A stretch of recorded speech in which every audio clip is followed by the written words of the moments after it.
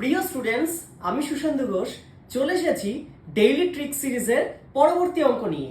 আজকের এই অঙ্কটা দেখো, বীজগণিত বা আলজেব্রার একটা সিম্পলিফিকেশনের অঙ্ক। এই অঙ্কটা দেখে তোমাদের মনে হতে পারে যে অঙ্কটার ভ্যালুগুলো তো এত বড়, তো করব কিভাবে? চট করে দেখে নেওয়া যাক এই অঙ্কটা কিভাবে করব। দেখো, প্রথমত তোমাকে রাইট সাইডটা দেখতে হবে। এই রাইট সাইডে দেওয়া আছে 4 গুণ 63 গুণ 64।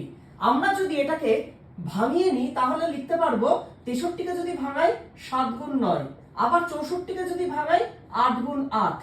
আবার এটাকে যদি আমি সাজিয়ে গুছিয়ে লিখি তাহলে দেখো 8 আর 9 গুণ করলে পেয়ে যাব 72। সেই 72 আমার এখানে আছে।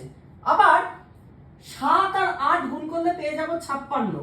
সেই 56টা আমার এখানে আছে। তাহলে এখানে যে কটা সংখ্যা আছে সব এখানে বর্তমান।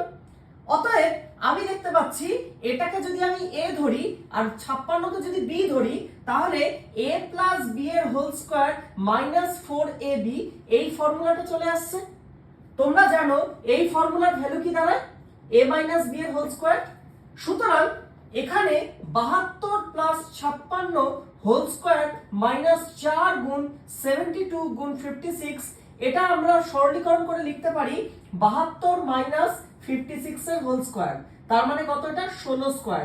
16 স্কয়ারের ভ্যালু কত দাঁড়ায়? 256।